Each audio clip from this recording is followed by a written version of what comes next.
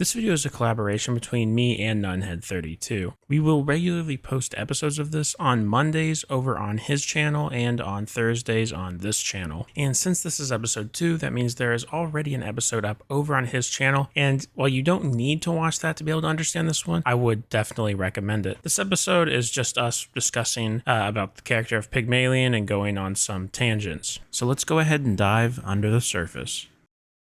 Okay, yeah, so we've already mentioned that his colors are blue, beige, and yellow, or gold, and his whole, this identity, his card pool, is focused around making money and making yourself stronger, in a sense, like making yourself bulkier. He's kind of like a gym bro, like rise and grind mindset sort of guy. I agree. I liked how it was portrayed in the, I think it was Lemonade stand reveal video, that you can get one item that perpetually increases your stats. In this case, it was health, but I wonder if it will be available to access an item, to get an item that, let's say, will get you like one strength every round, every day, right? Something like this, if you meet certain requirements. It kind of seems like that's what he's designed around. It seems like a lot of his items are going to be purely based on, like, basically just trying to, like, because the lemonade stand, I think, is what you're talking about, is you basically try to sell as many items as possible to get your health as high as possible. Yes, if I remember correctly, Lemonade stand says that whenever you sell small item, you get 15 health, at least on the base level. I think when you upgrade the item, it increases the amount of health that you get. So I'd assume there's probably like a strength version or something like that, like for other stats that are like do X and get this much more or whatever. That's kind of how I expect his character to be played. We definitely saw dumbbells in the famed bazaar number 37. This item, if I remember correctly, increased your strength every time you used it. So that's something. Like, maybe it's not permanent gain, but I think that those items that will be available to Pygmalien will be focusing on increasing your stats, simply making, well, you a stat check, in essence, right? Yeah, there's a card. There's like some weapon that's like, if you, I think it's Pygmalion longbow, that's like multicast if you have more health than your opponent. Yes, I think you're correct. So there's a lot of that going on. And other items that increase, or not increase, but interact with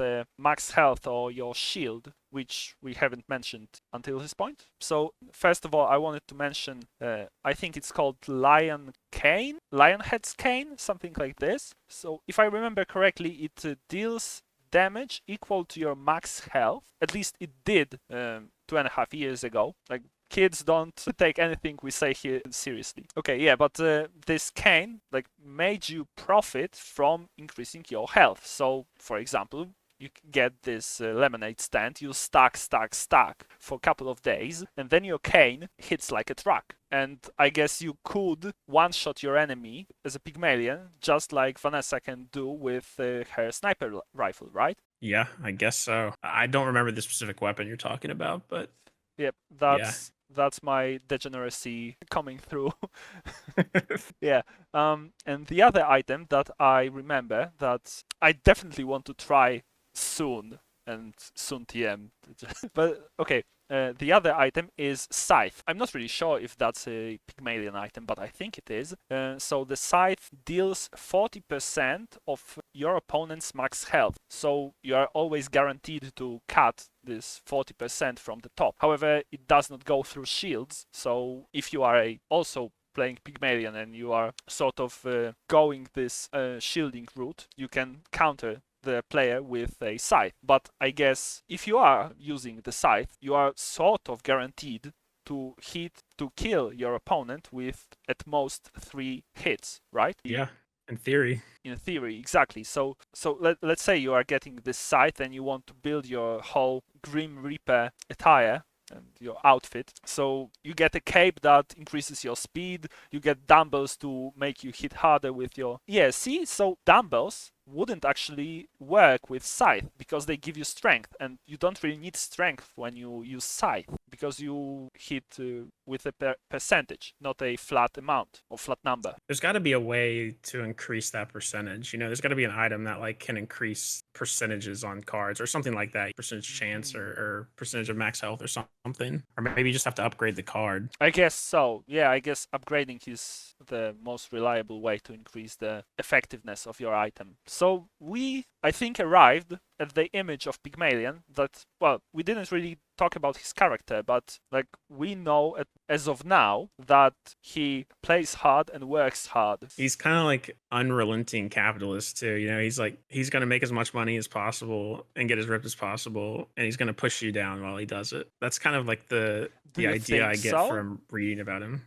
Do you think so that he would push you down while getting to the top? Because I assumed that he was the good guy of the game. Well, I thought that originally too, but on his little thing on the website, the end of it says at his opponent's expense, of course. I mean, I guess capitalism like requires you to take money from somebody else, right? But you usually provide a product or a service. It's also kind of like everybody has to be fighting everybody, so there kind of needs to be like some sort of motive there, I guess, for why they're kind of 1v1 each other. I was going to say the website, something we haven't mentioned yet is the complexity. The website mentions the complexity for each character. Do you trust them? Do you actually trust them to judge how complex are certain heroes? Not entirely, but we have nothing else to go off of. You know what I mean? Okay, yeah, I agree. Because I do agree that like Vanessa's like she's the basic hero. She's probably not very complex. That's what they say. And Pig, they put him like moderate complexity, which is like I guess makes sense. I'm not really sure. Like you said.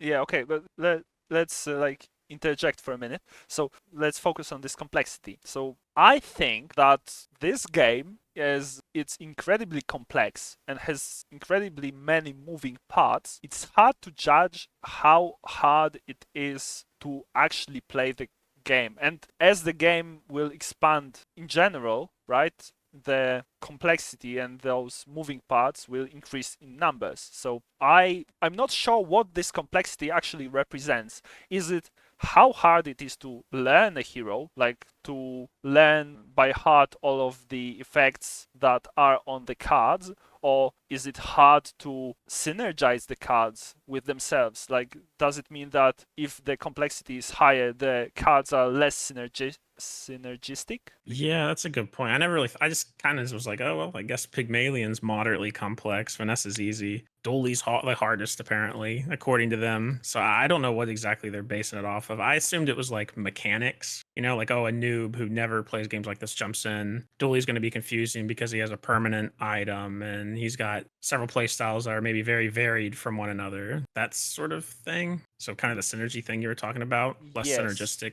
But I wouldn't assume that every character has like one way of dealing with their opponents. Like for example, Vanessa, like in the sniper rifle video, we know that we learn that she is aggressive, she uses weapons, but Reynard also mentions that she has defensive options. So maybe there is a place for a tank Vanessa. Maybe there is a combination of cards that you can get which would result in completely different way of playing. Yeah, and I think it's also important to note that there's going to be card packs added in the future, and when those are added, these complexities are probably completely irrelevant, even to like the people who made them. Yes, exactly. That's my thought. Yeah, so it's like, I guess it's a little bit of a stupid way to kind of look at them. So, or not stupid, but I mean, I think it's just a thing to put on your website to make people happy that they have this knowledge, but this knowledge is basically worthless. Like in my eyes.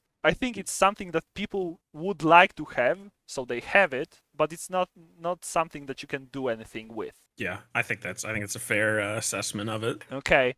So to move on, last thing I want to touch upon in this section is that we talked about increasing stats of our hero, in this case Pygmalion, and the website says he works out. He improves his max health and strength to outlast his enemies. So I think we could assume that strength and health will be prioritized in his item set. Yeah, I definitely agree too. And for everything we've seen, it seems to go that direction. So this could make my point from earlier that he hits hard and he's bulky that much stronger. It says right here on the website. So I guess he is a tank hero, like this warrior archetype. Yeah, and I said in that video I made on the heroes, one of the things I said was that Pygmalion's kind of like in a more generic sort of like Overwatch or other games like that. He's the tank hero. He's the guy that, has a million health and does a lot of damage, that sort of thing, I guess. That's kind of the person who plays tank heroes might gravitate towards this guy immediately when they jump into this game. I'm sure that playing as a 10,000 HP Pygmalion or whatever the number would be will be extremely satisfying. Like watching your massive health bar like staying in place while they're slowly melting. Or not necessarily slowly, maybe like you get a boulder or whatever else and just smack your opponent across the face. Well, didn't Crip say something like he was able at one point to get Pig to a million health and they had to nerf some cards or something? Excuse me? Million health. That's ridiculous. I'm pretty sure he said a million. Maybe it was like 100,000, but it was something crazy. So oh lord. so I'm like, what cards were doing that? I really want to see how you get to that point. Right. I imagine being like Reynard on the other side of the table and like he's clicking play like to the PvP round and like Crip's Pygmalion comes in and Reynard just sees 1 million health. Like, yes, that's exactly what I wanted from my game. We're gonna have to delay the game by 5 months because Crip played it. Exactly. Oh god. Okay, this anecdote just made me like anticipate Bazaar even more. This is great. This is great. I think the thing is too, I feel like during the closed beta, we're definitely going to see something like that ridiculous because you just can't account for everything. Definitely. So I'm excited for to like come up against some crazy build that there's no way on earth anybody can beat. Yeah, I mean, day one is going to be Wild West. That is for sure. I'm not 100% sure how many people have signed up for beta, but I think it will be at least a couple of us OGs on the server, and I think that we are going to encounter builds that Reynard has never seen, and it's going to be epic. It's going to be beautiful. Yeah. Yeah, there's a lot of people because we're supposed to be getting more gameplay and stuff soon. And I'm not really this way, but there are tons of people who, go over every single card and like try to like create builds like before the game's even out. Those people are going to, and I mean, there's going to be people who already know like every synergy by the time the game comes out. You know what I mean? Or most of them. I mean, Crip so they're definitely going to be well versed in the game. Yeah, well, but feel bad for whoever has to go up against him. I expect it will be us. Thanks for watching this episode of Under the Surface. I'll see you back on this channel next Thursday. See you on my channel on Monday. Thanks for watching.